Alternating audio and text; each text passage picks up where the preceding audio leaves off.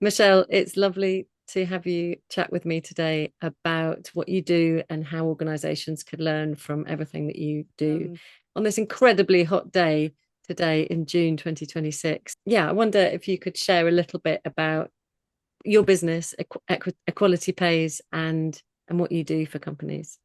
My name is Michelle Gyimah, and I'm a pay gaps strategist. I run a company called Equality Pays, and what we do is we help companies that have to report on their pay gaps. We help them to create strategies that genuinely work. So we don't do the number crunching, but we focus on, okay, well, what do the numbers mean for you as an organization, and to create plans that don't just look good on paper. I guess that's the remit, to create plans that are actually going to make real impact that you're looking for, not just look amazing and sound like great sound bites or great marketing. Do you find that happens? Do you think a company's doing that they create policy on paper, but actually living in practice, it's not working out like that? Yeah, and mainly usually because they're focusing on the wrong things, or they think they have to focus on one aspect when for me it's very obvious that they should be focusing on other things. And so, so that is part of the work that we do to kind of help course correct organizations who've probably been struggling for years and don't know why. Okay, interesting. And why should companies be paying more attention to this at this time? That's like the billion dollar question. Yes, let's Well, I answer it. guess, yeah, when we talk about the gender pay gap, what we're talking about essentially is the ability for women's careers to progress Mhm. free of discrimination, free of being held back for discriminatory ideas or, societal ideas, etc. And, all organizations kind of have the same remit, that they provide a product or a service and they want to Mhm. make profit. Um, and companies are missing a trick if they don't prioritize focusing on their gender pay gap, because they're missing out on so much talent. They're probably wasting and spending money in areas where they really don't need to. Mhm. And, they're probably in a place where they're not really selling themselves as somewhere where, the upcoming generations want to Mhm. work if they've got wide gender pay gaps and they're not talking about what they're doing to address those issues. Okay, so if you're a company where the gender pay gap is still wide and there isn't much discussion happening about how to close it, you probably want to prick up your ears and pay attention. Yeah.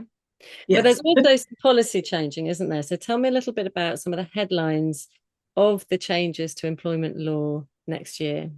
Yeah, so we have the new Employment Rights Act, which, brings like a whole swathe of changes within workplaces that employers need to be aware of. But I guess for the purpose of this conversation, we're really focusing down. So the big one around pay gaps is that companies now have to mandatory produce equality action plans, and that was something that was never mandatory for those of us in the UK.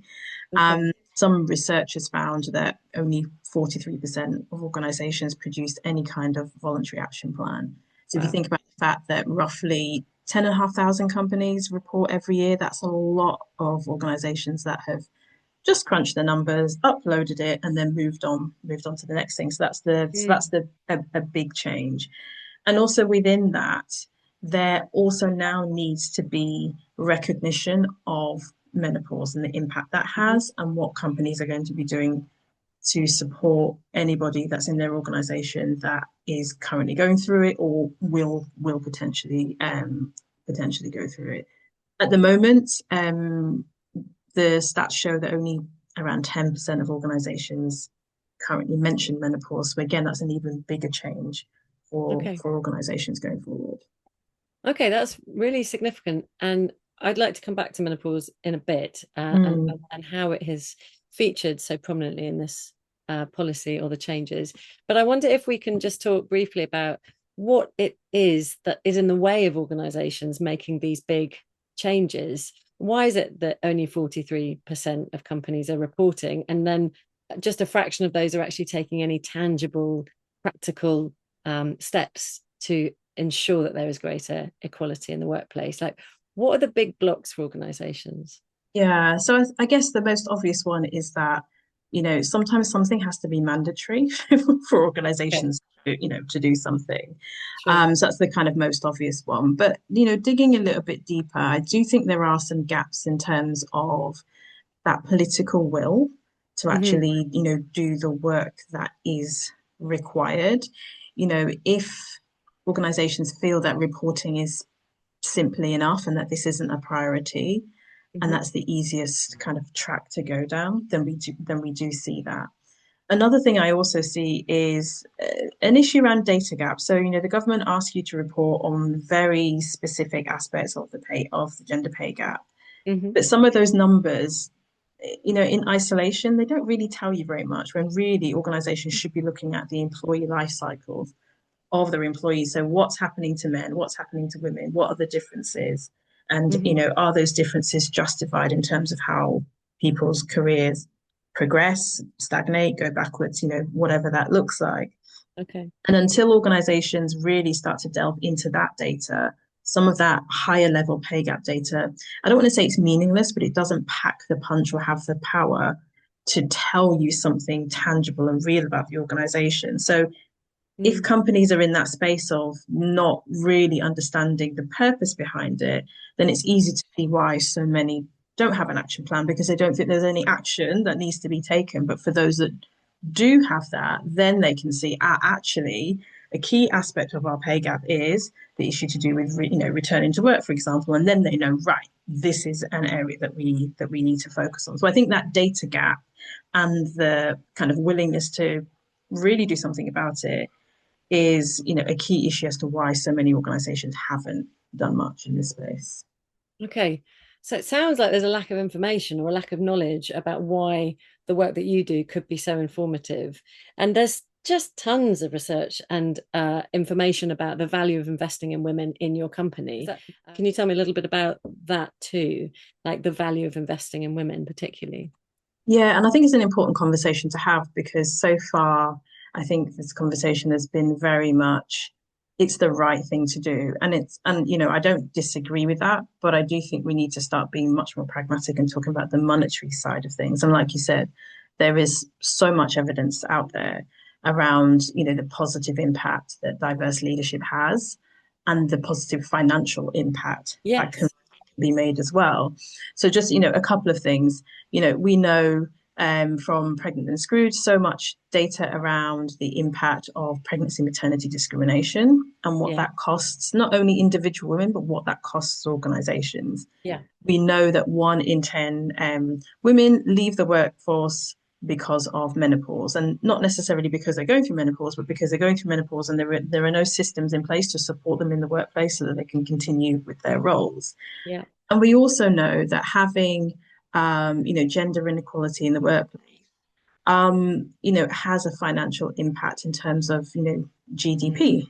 for the UK. So I know that PwC have done some research recently, and they found that if we continued with trying to have much more gender parity in the workplace, the Mhm. UK could, increase their GDP by 43.5 billion by 2030, It's which quite a is big not, amount. not small change, No, it's you know. significant. Yeah. So I think it's important to start linking Yeah. the pay gap conversation and career progression for women with the financial benefits. Any organization kind of worth their salt, should be taking notice of that data Yeah. and asking themselves, okay, so how much of that slice of pie, how big is our slice of that pie? How much Yeah. are we losing financially, either very obviously or very covertly, by not addressing these things? I'm interested, obviously, in the return to work period in particular, as quite a fragile point in a woman's career, not because they are fragile, but because working parenthood when you've just become a mother is really testing. It's a particularly testing period of your career. And I've spoken to a number of clients or potential clients recently about the return to work phase, and there's this slight myth that we're talking about a few kit days and just a few weeks or few months when they come back. And I'm thinking, I wish you knew how many women come into the coaching space and talk about their long-term career goals now that they're a Mm. working parent, the sense of purpose and fulfillment and ambition that they have now as a parent, that they have decisions to make, financial decisions to make, usually with somebody else in terms of a two-income household, about the choices that they have available to them and the opportunities available in their workplace. These are long-term career decisions that are being made at this particular point. It's not just supporting somebody back to work, having been off for a year and giving them a nice box of fruits and a bunch of flowers and say welcome and welcome back. It's much, much bigger than that. So I'm just interested about this idea of the life cycle, the trajectory of a woman's career, and particularly around return to work. Where does gender pay gaps where did gender pay gaps begin? I mean, I know that there are discrepancies even in starting salaries, but I wonder if you agree with me, Michelle, that there is something really significant happening at the point that a woman becomes a mother. Yeah, and I think that's fair to say that that's completely right. And as you were talking, I was just thinking about, the phrase motherhood penalty, but it's Yeah. not called motherhood penalty for no reason. And Mm-hmm. the issue is that I guess the structure that we live and work in is that motherhood is often incompatible with workplaces and how the two interact. Mm-hmm. In terms of that return to work aspect, you're right, it is fragile, not because the person is fragile, but because the mechanisms for supporting women who are Mm-hmm. taking that extended leave for such a big life change and then trying to come back, that is fragile. Yeah. Um, and again, I think it's something that kind of gets overlooked in terms of Mm-hmm. the wider pay gap conversation. And you really brought some things to life in talking about the fact that in this really particularly tricky, messy, um, very confusing time, we're asking somebody to make choices that's going to impact the years to come. So, for example, I once worked with a client in the real estate sector, and they had noticed that there was an issue with when women were going off maternity and coming back in terms of what their career trajectory looked like, and they were losing people at very specific points, maybe a year or two after coming back, Yeah, and they exactly. couldn't understand why. And they did have like a return to work program, but it was very light touch. Sure. And so they asked their employees and said, look, when you went through this process, what was good about what we offer and what needed improving. And interestingly, the thing that they wanted was that coaching Hmm. from a personal perspective because they didn't have that. But they also wanted much more understanding from their managers around how challenging and how difficult, this whole Yeah. transition area is. And so I do think it is important for organizations to understand that it's a really short period of time, Hmm. but how you both work together going forward has, huge implications Yes. for whether that person stays, what their experience is like, what their career trajectory looks like, and then ultimately, if we're going to look at numerical outcomes, how that impacts your pay gap going forward. Yeah. And also the attractiveness of the company to other people who might one day want to become parents, or, just Yeah. the culture of being in that sort of working environment. So I think the coaching, what I've witnessed in the coaching room over the last 10 years or so is that women don't feel that they can bring these concerns in a transparent way to the workplace, that the systems that were never really designed for them in the first place anyway, Mm, um, are not designed or conducive to having honest conversations about what those challenges are, which is why I think coaching is this brilliant buffer, because it allows for someone to explore what the yeah. challenges actually are, professional and personal, and always in my case understanding what conversation you want to have with your employer about what it would look like if it was working better, and to design possibly new systems and structures that there may not be a role model for in the company, but so that the company is also incrementally moving forward with a more diverse and inclusive workplace by the nature of honoring what women need. I'm coming back to menopause, if it's all right for a second. So the new Mm, equality the New Employment Rights Act 27 coming in next year, it has a big feature, as you said, around menopause, and rightly so. There isn't as an explicit reference to the period after you get back from having a baby. And Mm.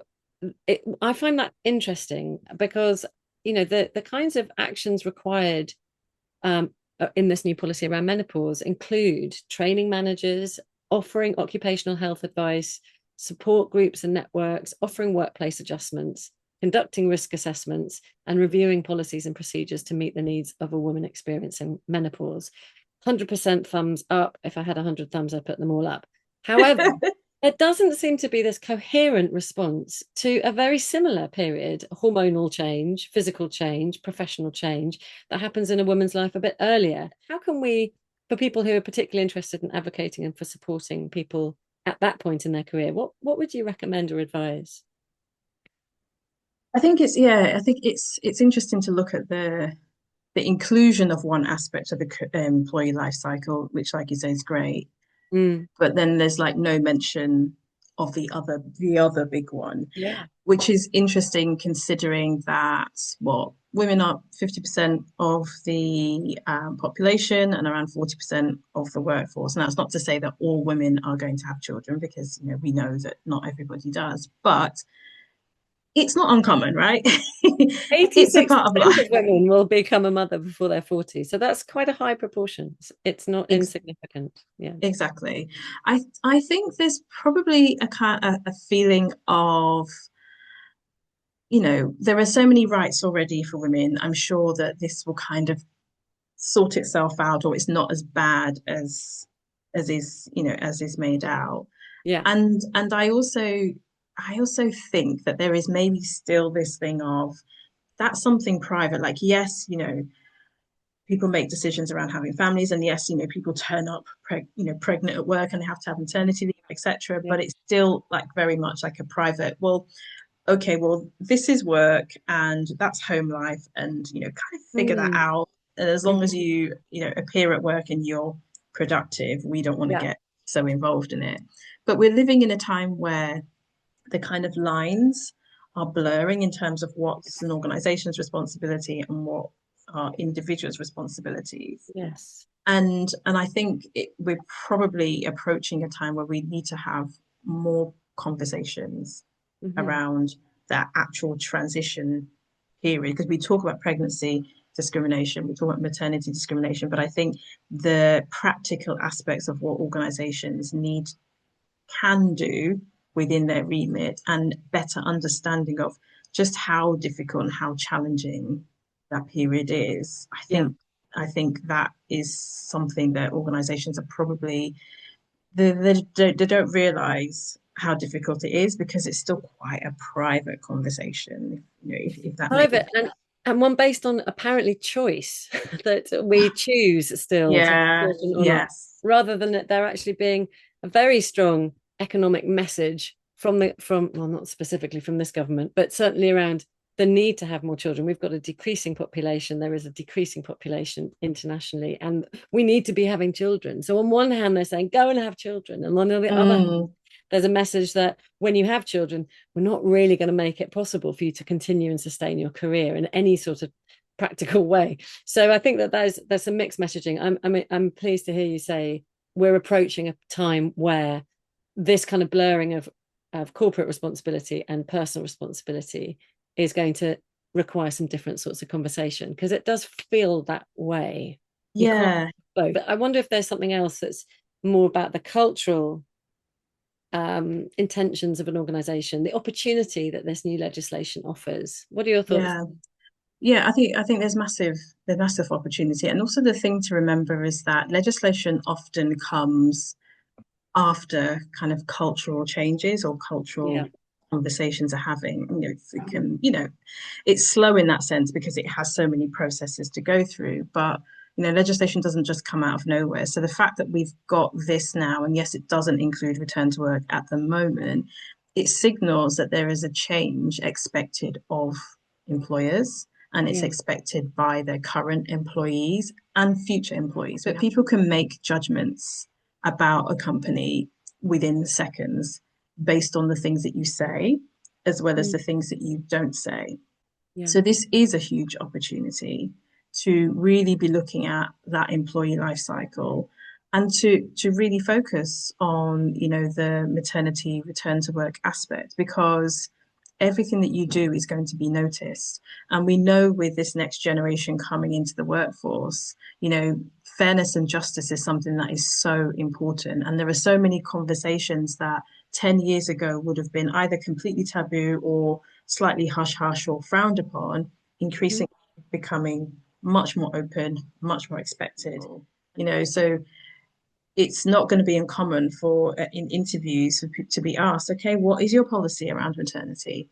Mhm. Not just how much do you pay, but how do you support people Mhm. who've been on long-term sick?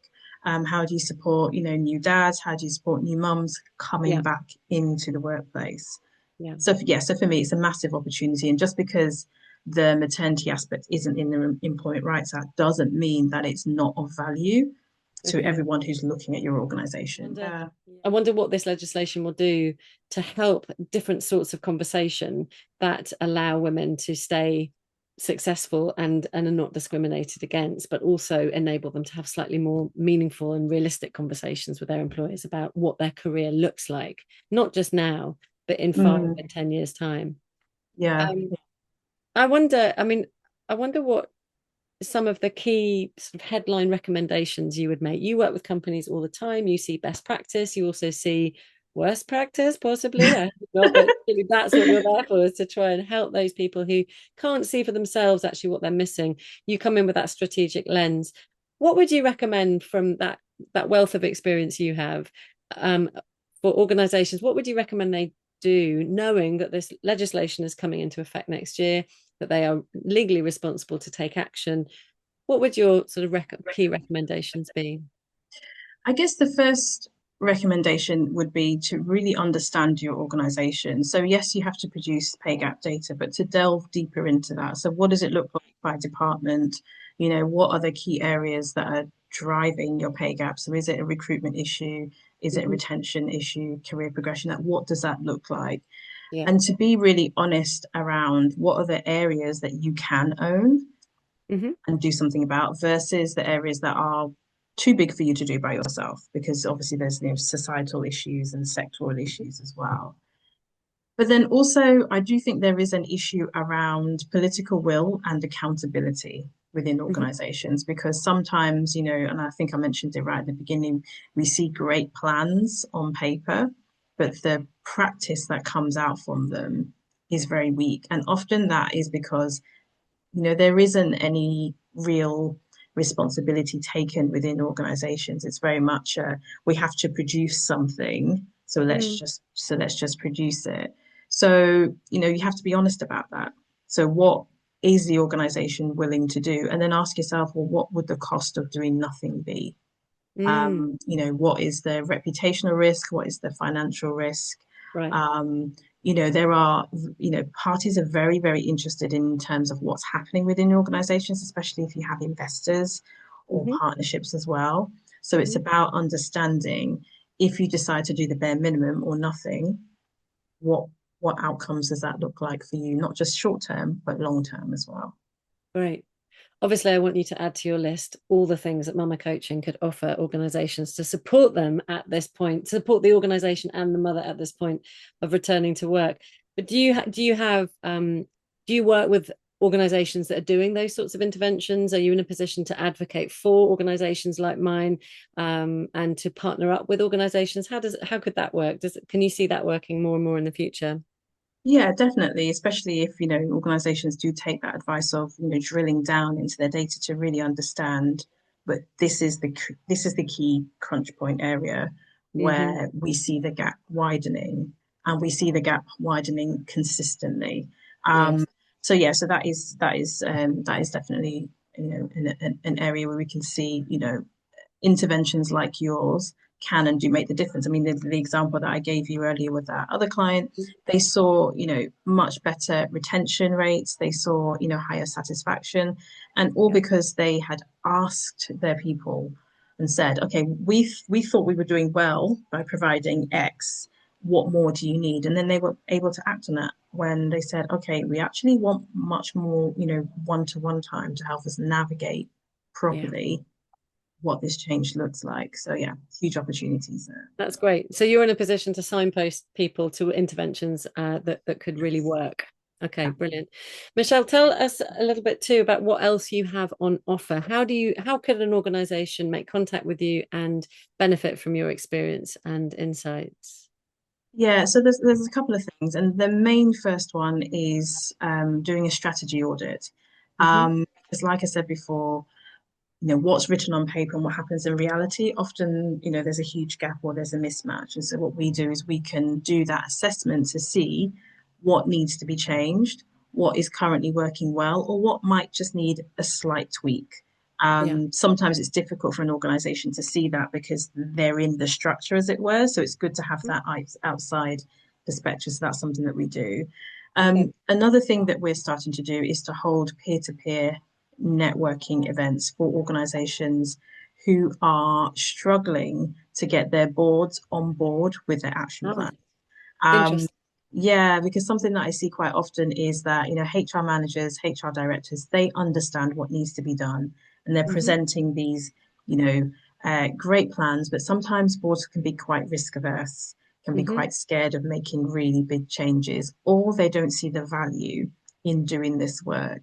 And so Yes. what the peer networks are about is about coming together to be Hmm. honest about the challenges that they're having and finding ways together to help organizations really get that board buy-in because without that you're not able to do much or to do as much as you Oh, would like to. yeah.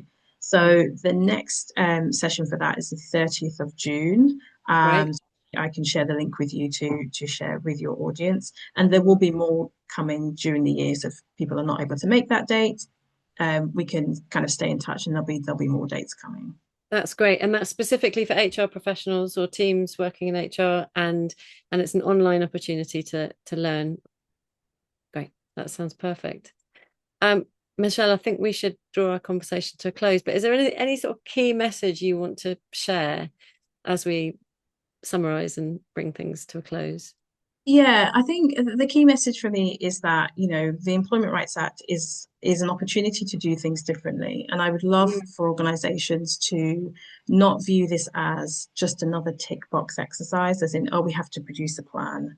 So Yeah. let's produce the plan, upload it, and tick the box and move on. Hmm. Because there's going to be so much more interest and so much more scrutiny. And so it really is an opportunity to kind of tighten up on those areas where maybe you haven't thought that it's that important or you think nobody's looking because people really are.